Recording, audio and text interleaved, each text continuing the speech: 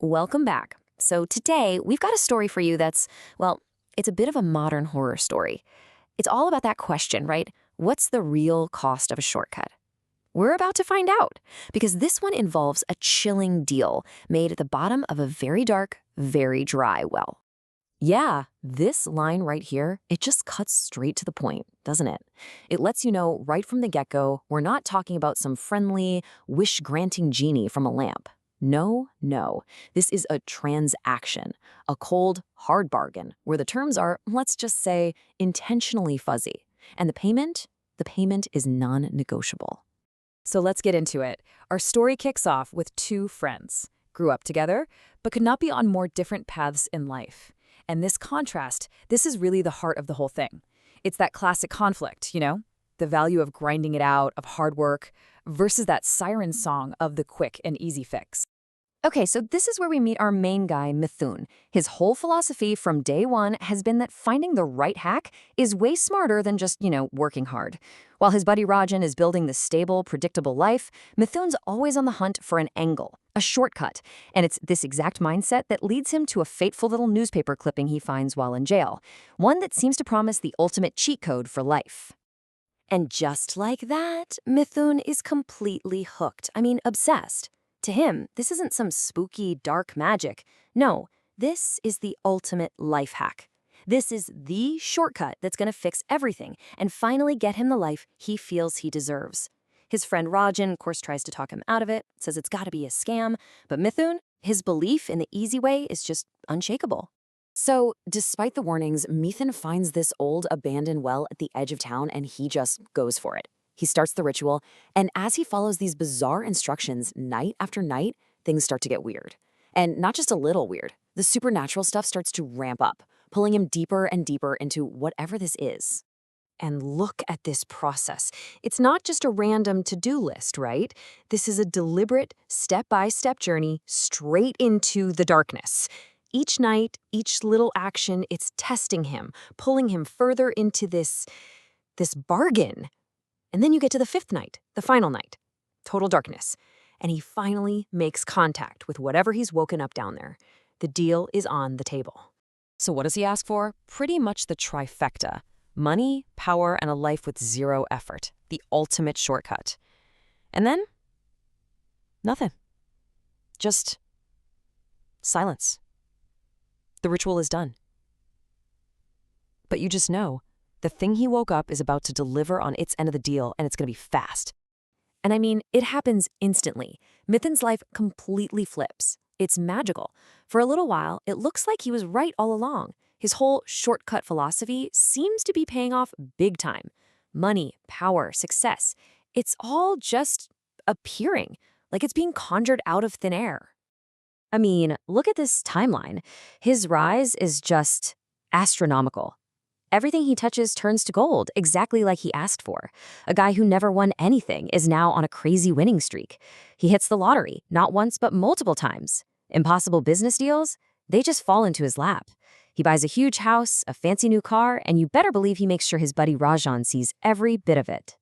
But Rajan, his friend, he's happy for him, but he just can't shake this bad feeling. This quote really nails what's going through his head. He knows deep down that this kind of success, the kind that just falls from the sky, it's not natural. It's a huge red flag, a warning of the horrifying price that's surely coming. And sure enough, after a few months of living the high life, the dream starts to sour. The tide turns.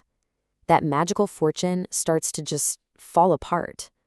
And what replaces it is something a whole lot darker. It's not just that the money is vanishing. His incredible luck does a complete 180. But it's worse than that. It's like the good stuff is being replaced by something awful, a mounting wave of psychological and even physical torment. He's got these horrible nightmares every single night. He feels this presence in his big new house, and it feels like it wants something. And then, one night, he literally feels invisible hands choking him in his sleep. It gets so bad, he has to sell his most prized possession. That brand new car, the ultimate symbol of his shortcut success, gone. He sells it just to pay the bills. So now he's broke, he's absolutely terrified, and he's at the end of his rope. There's only one person left to turn to, Rajan. Rajan, trying to save his friend, does the only thing he can think of. He finds an expert, a tantric named Baba Gorknath. And the second this Baba walks into Mithun's house, he gets it. He knows instantly how serious this is and the monumental mistake Mithun has made. So Baba Gorknath goes to the well, and he lays it all out. He explains the real problem. Mithun followed the steps he read in that newspaper clipping, sure, but he didn't bother to understand the terms and conditions. It's like he signed a contract without ever reading the fine print. And here it is, the horrifying truth.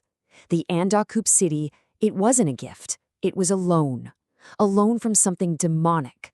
And the payment? A blood sacrifice. Every single new moon. So for months, while Mithun was living it up, he was completely ghosting his side of the deal. He'd missed every single payment. The Baba explains this isn't just about taking back the money and the car. The entity is furious. More than that, it's hungry.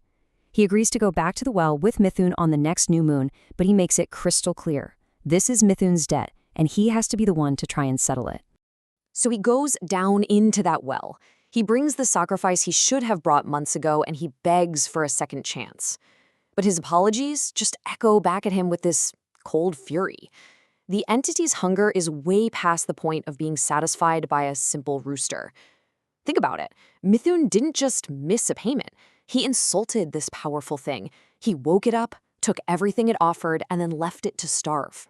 And in that one final horrific moment, the deal is closed. The entity decides to collect the debt in full. Mithun himself becomes the payment. Black, shadowy hands just erupt from the ground and drag him screaming into the earth. And then, just like when it started, the well is silent again.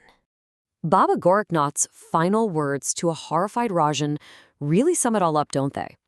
This wasn't just about breaking a rule in a ritual. Mithun disrespected something powerful, something ancient and malevolent. And for that kind of insult, the price is absolute. So what are we left with? It's a really unsettling thought, right? Mithun's biggest mistake wasn't just wanting an easy life. Lots of people want that. It was his arrogance, his belief that he could just hack his way through anything, that he could play with cosmic forces without understanding the rules or having any respect for the power he was messing with. It's a terrifying lesson, really, about the true cost of wanting everything for nothing.